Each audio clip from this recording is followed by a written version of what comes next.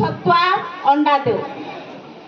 ତାପରେ ସେଇ ମା ମାନଙ୍କୁ ଆମେ ପ୍ରଥମରେ ଆମେ ସ୍ୱାସ୍ଥ୍ୟ ବିଭାଗ କ୍ଷେତ୍ରରେ ଆମେ ଜଏନ୍ କରିଥାଉ। ସେ ଶେଷ ଋତୁ ପାଳନ ତାର ଶେଷ ହେଲା କ୍ଷଣି ଆମେ ତାଙ୍କର ଲୋକମାନଙ୍କୁ ନେଇ ତାର ପରିଚୟ ପତ୍ର ସହିତ ଆଧାର କାର୍ଡ ସହିତ NM ଦିଦି ମାନଙ୍କ ସହିତ ଜଏନ୍ କରିଥାଉ। ସେମାନେ ଟିଟି ଦିଅନ୍ତି ଓ ସେମାନଙ୍କର ପ୍ରତି ମାସରେ ସେମାନଙ୍କର ସ୍ୱାସ୍ଥ୍ୟର ପରୀକ୍ଷା କରିଥାନ୍ତି, ଯାହାଫଳରେ ସେମାନେ ଗୋଟେ ସୁସ୍ଥ ସବଳ ଶିଶୁ ଜନ୍ମ କରିବାର ଆଗକୁ ଥାଏ। ସେମାନେ ମଧ୍ୟ ଆଉ ସରକାର ତରଫରୁ ସେମାନେ ଆଜି ଦିନରେ 10,000 ଟଙ୍କା ପାଉଛନ୍ତି। 10,000 ଗର୍ଭରୁ 6 ମାସ ଭିତରେ 6,000 ପାଇବେ। ଜନ୍ମ ହେଲା ପରେ ଗୋଟିଏ ଶିଶୁ ମିଳିମିଳା ଇଞ୍ଜେକ୍ସନ ନେଲା ପରେ 4,000 ପାଇବେ।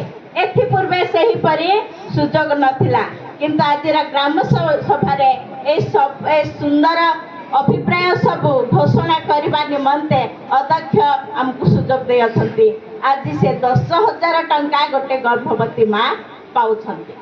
ତାପରେ ସେ ଗର୍ଭବତୀ ହେଲା ପରେ ସେ ପ୍ରସୂତି ମାନଙ୍କୁ ମଧ୍ୟ ଘରେ ଘରେ ଜନ୍ମ କରିବା ପାଇଁ ଆଉ ସରକାର ନିଯୁକ୍ତ ଦେଇନାହାନ୍ତି। ସେମାନେ ଯେପରି ସ୍ୱାସ୍ଥ୍ୟ ବିଭାଗରେ ହସ୍ପିଟାଲରେ ଜଏନ୍ କଲେ ସେମାନେ ମଧ୍ୟ 1,400 ଟଙ୍କା ପାଇବେ। ଆଉ ସମସ୍ତ କାର୍ଯ୍ୟ ମାନେ ସମସ୍ତ ସେବା ସେମାନେ ପାଇବେ। ତେଣୁ ପ୍ରତ୍ୟେକଙ୍କୁ ଅନୁରୋଧ, ନିଜ ନିଜ ବୋହୂମାନେ କିମ୍ବା ଝିଅମାନେ ଯଦି ଗର୍ଭବତୀ ହୋଇ ଜନ୍ମ କରିବାର ଆବଶ୍ୟକ ରହିଅଛି ତାହେଲେ ହସ୍ପିଟାଲରେ ଯାଇକି ଜନ୍ମ ହେବାର ନିହାତି ଦରକାର।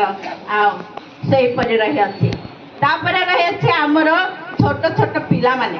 ସେ ପିଲାମାନେ 3 ବର୍ଷ ହେଲାଠୁ 6 ବର୍ଷ ହେବା ପର୍ଯ୍ୟନ୍ତ ଆମର ଅଙ୍ଗନବାଡ଼ିରେ ଅନ୍ତର୍ଭୁକ୍ତ ହୁଅନ୍ତି।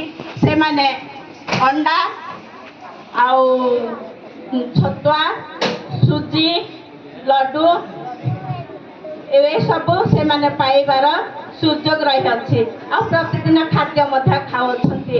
ଆଉ ଯେପରି ଆମ ଦେଶ ସୁସ୍ଥ ସବଳ ଶିଶୁ ହୋଇପାରିବେ, ଦେଶ ସୌନ୍ଦର୍ଯ୍ୟ ବଢ଼ିପାରିବ, ଏହିପରି ମଧ୍ୟ ସରକାର ବହୁତ ସୁଯୋଗ ଦେଉଅଛନ୍ତି। ଆଉ ସେମାନେ ବର୍ଷକୁ 2ଟା ଡ୍ରେସ୍ ପାଉଅଛନ୍ତି ଓ ଜୋତା ସକ୍ସ ପାଉଅଛନ୍ତି। ଆଉ ସେମାନେ ବହୁତ କାର୍ଯ୍ୟକ୍ଷେତ୍ରରେ ମଧ୍ୟ ଆଗେଇ ନେବାର ଆମ ସରକାରଙ୍କର ଅଭିପ୍ରାୟ ରହିଅଛି। ଆଉ ସେହିପରି ଆମର ଏହି ସେବା କାର୍ଯ୍ୟରେ ଜନ୍ମଠୁ ମରଣ ପର୍ଯ୍ୟନ୍ତ ଆମର କାର୍ଯ୍ୟ ରହିଅଛି। ଗୋଟିଏ ଶିଶୁ ମାର ଗର୍ଭରେ ସଞ୍ଚାର ହେଲା ଦିନଠୁ ଆରମ୍ଭ କରି ଆଉ ଏ ଜଗତର ମାନବିକ ଶେଷ ଜୀବନରେ ତାଙ୍କର ମରଣ ରିପୋର୍ଟ ଦେବା ପର୍ଯ୍ୟନ୍ତ ଆମେ ଅଙ୍ଗନବାଡ଼ି କର୍ମୀମାନଙ୍କୁ ଅଧିକାର ଦିଆଯାଇଛି। ତେଣୁ ଆରମ୍ଭ ଓ ଶେଷ ଆମ ଅଙ୍ଗନବାଡ଼ି କର୍ମୀମାନଙ୍କ ଦ୍ୱାରା ହେଉଅଛି। ତେଣୁ ଧନ୍ୟବାଦ ସରକାରକୁ। ଆମେ ଛୋଟ ମହିଳା ମଧ୍ୟ ହେଲେ ମଧ୍ୟ ଆମକୁ ଏତେ ଗୁରୁହାର ଦାୟିତ୍ୱ ଦେଇଥିବାରୁ ସରକାରକୁ ଧନ୍ୟବାଦ ଦେବା ସଙ୍ଗେ ମୋତେ ଏହି ସୁଯୋଗ ଦେଇଥିବାରୁ ଆମ ଅଧ୍ୟକ୍ଷଙ୍କୁ ଧନ୍ୟବାଦ ଦେଉଅଛି।